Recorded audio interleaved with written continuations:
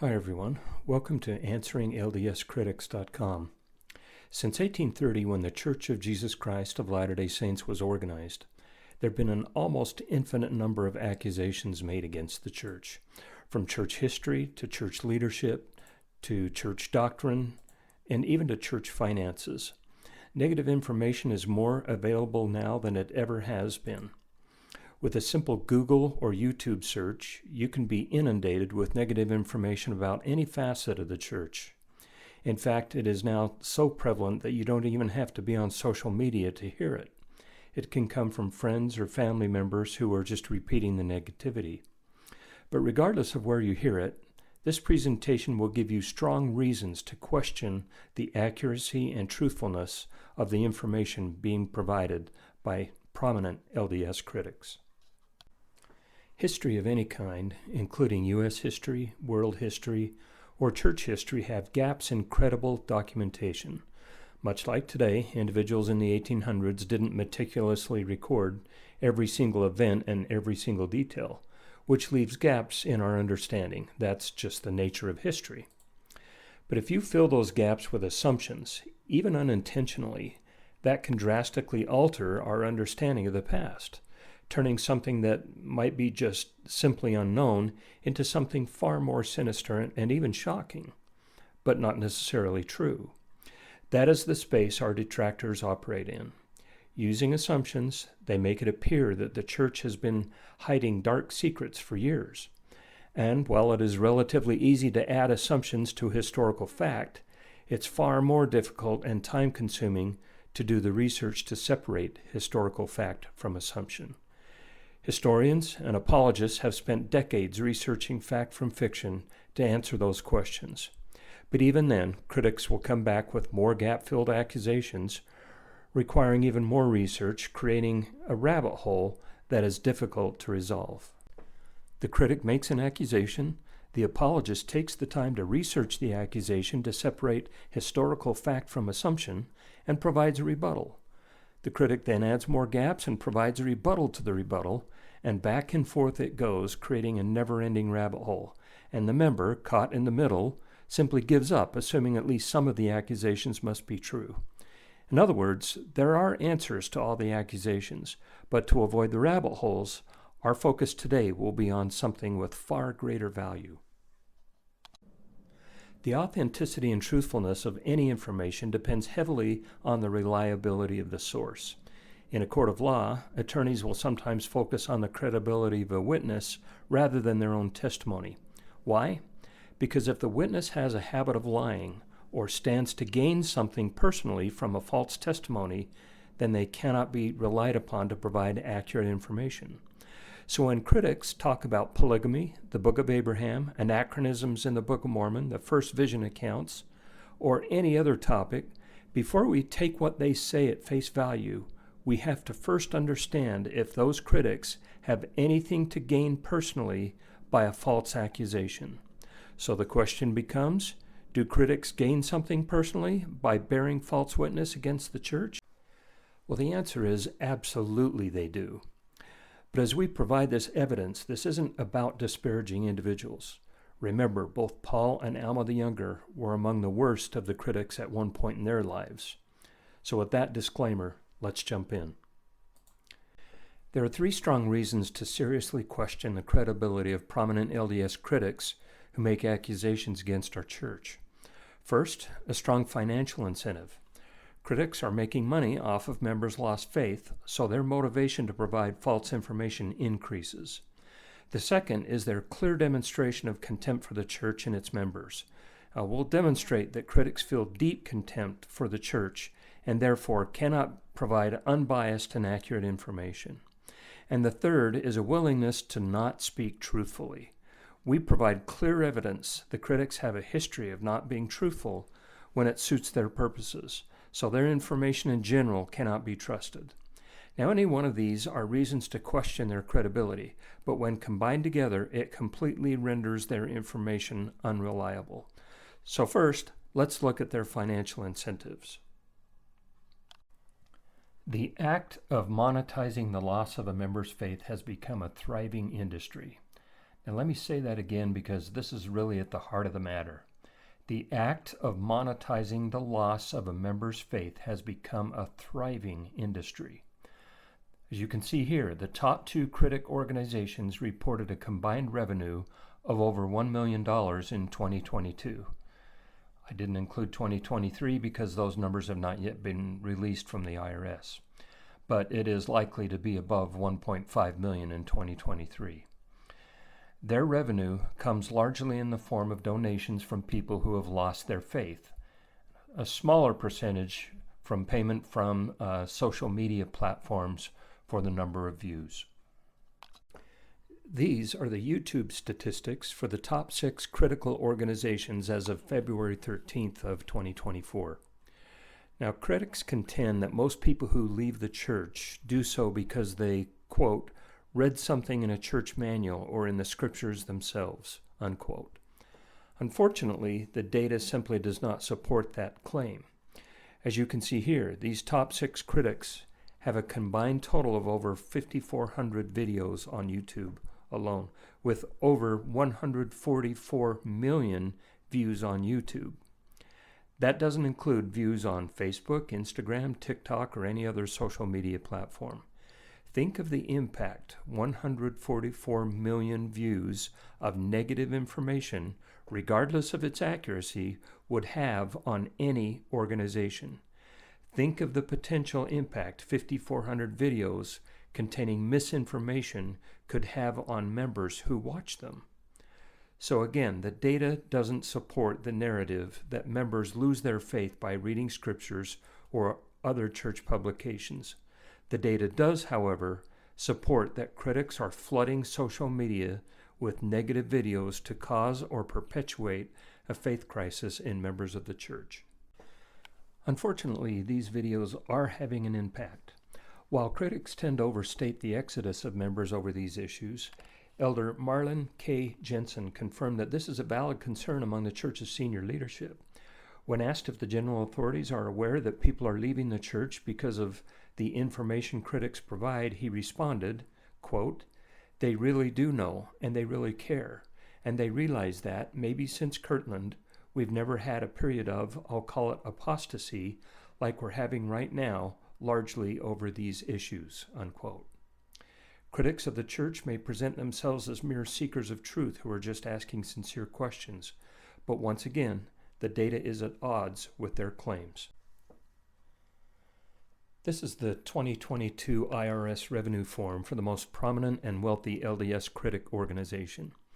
As you can see, they made roughly $750,000 in both 2021 and 2022. And again, numbers for 2023 are not yet released by the IRS. Note that what I am showing you here is the revenue they themselves reported to the IRS. This is their form. I'm not trying to just be mean, or I'm not making these numbers up. This is their actual revenue in 2022. This is the revenue trend for the same organization over the last 10 years. You can see the growth. Now, since the lion's share of this money is in the form of donations from people who have lost their faith, it follows then that there is an undeniable incentive for this company to cause a loss of faith. In fact, the more faith they shake, the more money they make. Now, some people will say, but this company is a nonprofit organization, so this money is just going to help people deal with a faith crisis, right? Well, not so much.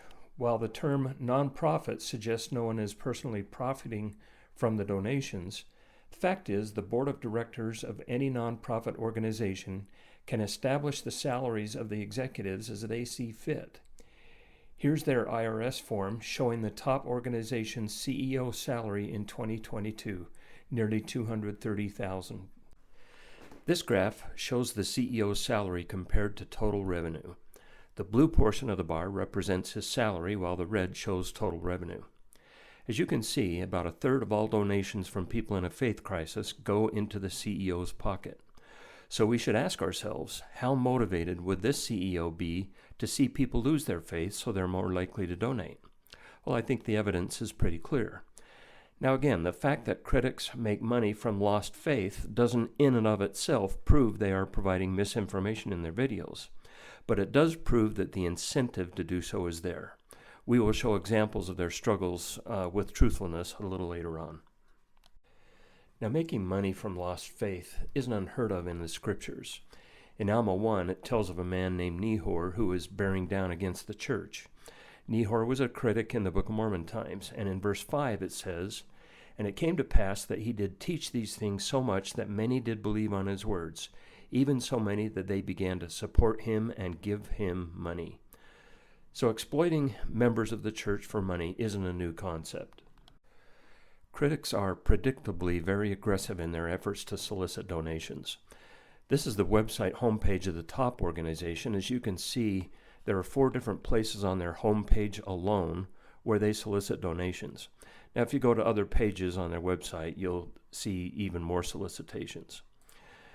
And while they likely get donations from their website, their bread and butter is really soliciting donations on their social media channels. Critics are highly incentivized to get you to watch their videos because for every video you watch, the deeper your faith crisis. And the deeper your faith crisis, the higher the likelihood that you will donate to them. It's simple math. And given that they're making $750,000 each year, this is a business model that is working well for them. Donations aren't the only way critical organizations make money. Like many others, critics receive payment from YouTube for every view. According to Influencer Marketing Hub, on average, YouTube pays 0.018 cents for every view. Now that doesn't sound like much, but as you can see, the top critical organization has had over 90 million views. At 0.018 cents per view, that still equates to $1.62 million over the life of their videos. And this topic demonstrates how critics struggle to tell the whole truth, even to their own followers. In December 2023, the CEO of the top organization published a YouTube video that specifically asked for donations from his followers. He presented this graph showing how donations had flatlined between 2021 and 2023. He said he was confused because the number of views increased to 53 million just in 2023 alone, but donations had not increased. What he failed to tell his followers is that 53 million views equates to about $954,000, which was more than their total revenue the previous year. In other words, this CEO is willing to misrepresent facts, even to his own followers, if it means more money. Dealing with a faith crisis is emotionally and spiritually draining. If you've seen anyone go through it, it is gut-wrenching. Critics know this, so in an act of self-appointed heroism, prominent LDS critics come to the rescue by offering services to those in a faith crisis that ultimately result in more money for them. For example, on the home page of the #1 organization website, you see this banner. When you click here for support, are you taken to a list of qualified therapists who can help you deal with this trauma? No, you're taken to this page, where you can select from dozens of other videos in order to feel community. Why bring you to a page with more videos? Well, this not only increases their revenue from views, but it deepens the faith crisis in the member by viewing more negative material. And if you have a deep faith crisis, what are you more likely to do? That's right, donate. Now, in fairness, there are services they provide for those in faith crisis, such as conferences, workshops, seminars, and so on, for a fee. Their marketing pitch is this will help the person in a faith crisis feel community with others who have lost their faith. But the result is, once again, just increases their revenue. Critics also provide the ability to purchase one-on-one coaching services to help you deal with the trauma of a faith crisis. The people providing these coaching services are life coaches as opposed to trained therapists. In fact, one of them is the wife of the CEO of this organization. But as you can see, this service is very pricey, $125 for a 25-minute session from someone who, again, is not a licensed therapist. So the irony here is these services are being provided by the same people who caused the faith crisis in the first place by perpetuating the negative information so broadly available on social media. It would be like a doctor intentionally infecting his or her patient with a disease so they can make money treating them. From my perspective, this is a world-class scam being perpetuated by our critics and highly unethical. Now let's jump to the next area that brings into question the credibility of our critics. Let's talk for a moment about the contempt they feel for the church. If a person feels deep contempt for another person or an organization, the chance that they can provide an unbiased opinion is highly unlikely, and that is certainly the case with prominent LDS critics. The CEO of the top critical organization, who has called our Savior's atonement an insidious doctrine, has published some concerning video content. For example, he interviewed a guest who made verbal threats of violence against Dallin H. Oaks, threatening to punch him in the face. The guest proudly declared that it would be worth the jail time. Now, I understand a host of a podcast can't always control the things a guest will say. However, if it's inappropriate, you don't need to publish it either. But the CEO made the decision to publish it anyway. One can only wonder why he would take that risk. But they were forced to take it down because it is illegal in the state of Utah to make a public verbal threat. Now, ironically, the stated mission of this organization is to promote understanding, healing, and community for people experiencing or impacted by religious transition. So it's unclear how threatening violence against Dallin H. Oaks contributes to this mission, but it is clear that these critics willfully cultivate hostility towards the church and its leaders in their videos. The CEO from this same organization interviewed a guest who secretly recorded the temple ceremony, then published it on YouTube. In the video, the guest talked about how exposing the temple ceremony on social media would generate significant income. The CEO claimed that this guest was his inspiration to establish his company. Now, both the CEO and the guest are former members of the church, so they understand the sacred nature of the temple ceremony to members of the church, but they published it anyway. Again, the stated mission of this organization is to promote understanding, healing, and community for people experiencing or impacted by religious transition. Again, it is unclear how publishing the temple ceremony in social media helps to fulfill that mission. But it is clear that these critics willfully cultivate contempt toward the church and its leaders in their videos. The second most prominent critical organization published a video where the CEO publicly touted the spiritual benefits of illegal drug use. He spent several minutes talking about the sensations he's encountered using those substances and compared that with the feelings of the Holy Ghost. This organization's stated mission is to provide tools, support, and resources to folks in faith transitions. It's unclear how the promotion of illegal drug use contributes to the fulfillment of that mission, but it is clear that these critics willfully cultivate contempt toward the church and its leaders in their videos. Most, but not all, critics sell some extremely disturbing products. It would be highly inappropriate for me to show most of those products here because even the titles have highly offensive words, which means I would have to blur out both the words and the product. But I can tell you that the products severely mock God and Jesus Christ. They also mock our sacred temple ceremony, including displaying and mocking the tokens of the holy priesthood, and more. The products you see here are just a few of their less offensive products and are sold by the second largest critic organization, whose, again, stated mission is to provide tools, support, and resources to folks in faith transitions.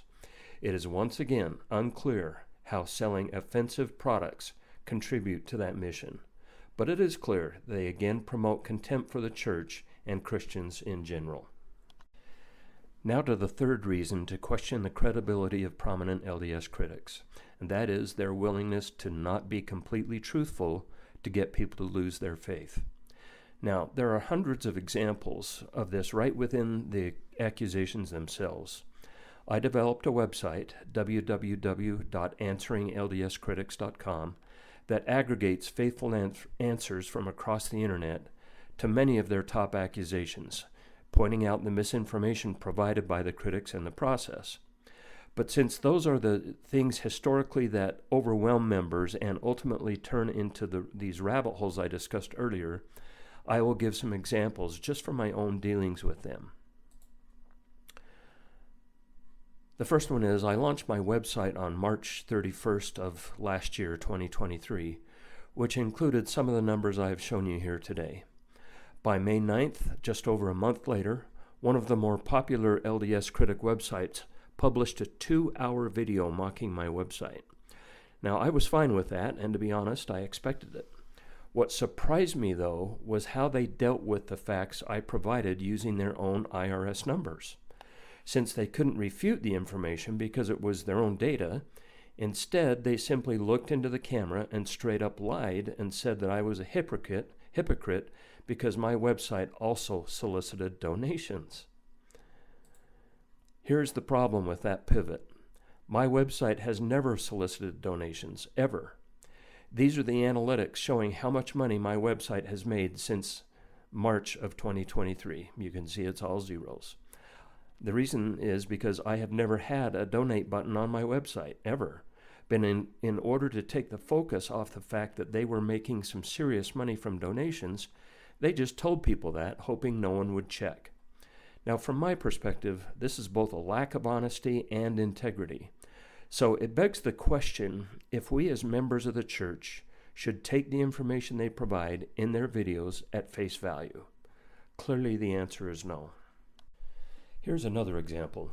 When responding to the facts I provided today about their finances, instead of answering those questions and addressing their own financial motivation, they quickly pivoted and pointed instead to the large reserves of the church. So let's take a look at church finances for just a moment. The church does have significant reserves. One of our critics' favorite topics is the church is hoarding money and that they can't resist telling the church how they should be spending that money. Well, in an interview done at Silicon Summit last year, Ryan Smith asked Elder Bednar about this very topic. Let's listen in. The infrastructure is expensive. You're getting a lot of heat for people telling you how to spend the money of the church. That wasn't a softball.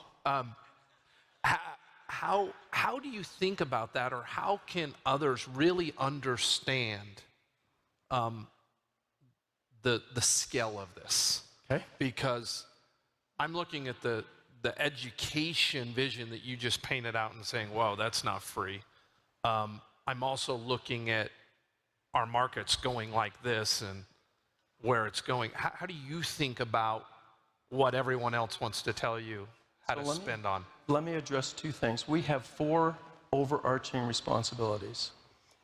The mission of the church is to help people learn about and live the teachings of Jesus Christ, to share that message with the world, to strengthen and unite families, and to care for the poor and the needy. Now, we do this all over the world. So in terms of scope, that's the answer. And the people who want to tell us how to spend the money, I would just emphasize one undergirding principle. The assets of the church are primarily income consuming. They are not income producing. So go deeper there. 35,000 meeting houses and facilities. They're all paid for when they're dedicated. All of the utilities are paid for. They're not passing a plate or collecting money in local congregations. That's all done through the tithes that the members of the church pay all over the world. But you've got fixed costs in the maintenance, the utilities, all of those things for all of those buildings.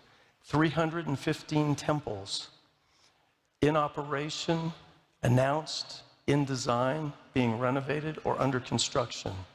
4 major institutions of higher education. You don't have to be an accountant to figure out those are some big dollars. So when people say, well, what do you do with all that money?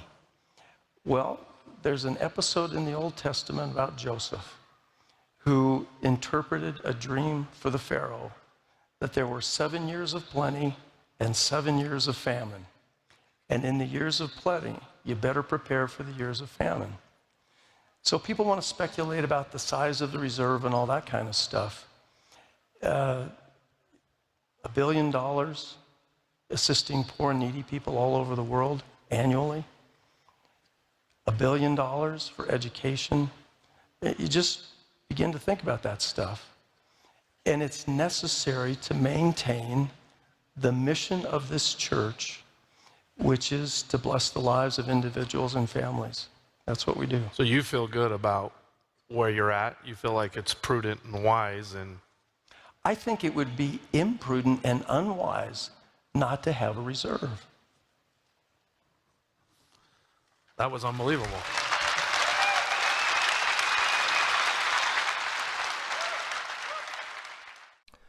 Also, it's really helpful to understand where the funds of the church go compared to critical organizations. Now, this is a woefully incomplete list, but I'll let you look through it to start to get a sense of the amount of money the church spends on blessing the lives of people every single day.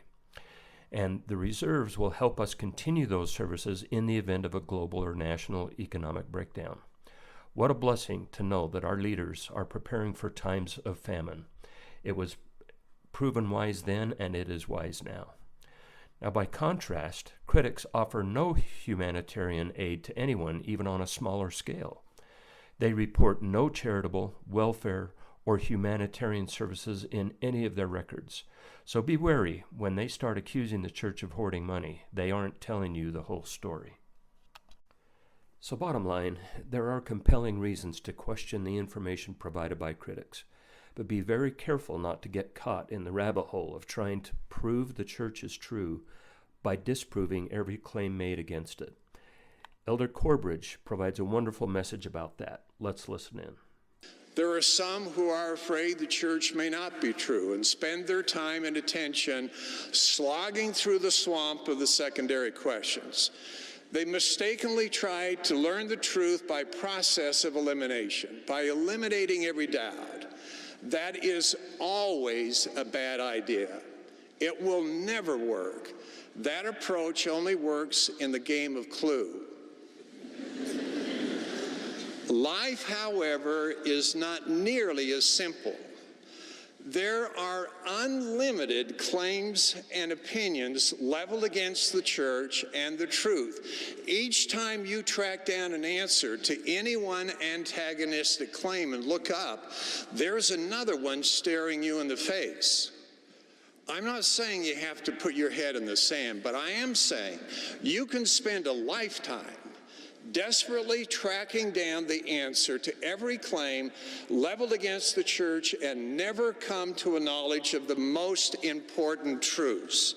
Answers to the primary questions do not come by answering the secondary questions.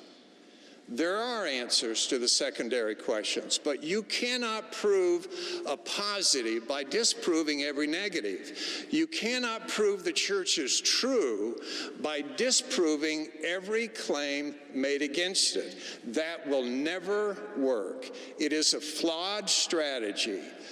Ultimately, there has to be affirmative proof. And with the things of God, affirmative proof finally and surely comes by revelation through the Spirit and power of the Holy Ghost. When Jesus' disciples were walking on the road to Emmaus, the resurrected Lord joined them and talked with them, but they did not know it was Jesus. They talked about events in the scriptures. He actually had dinner with them. They had physical evidence of him, but they still did not know it was him. It was not until he left that they finally figured out who it was. And how did they finally know it was him? They said, "Did not our hearts burn within us while he talked with us by the way, and while he opened to us the scriptures?" Spiritual witnesses always transcend physical evidence. I bear my witness that Jesus Christ loves us. He loves those who struggle with doubts, and he loves the critics. But he wants us all to find him with our spiritual eyes. So if you haven't already, set aside the physical questions that cloud your mind and ask God with real intent for your own spiritual witness. In his timing, it will come.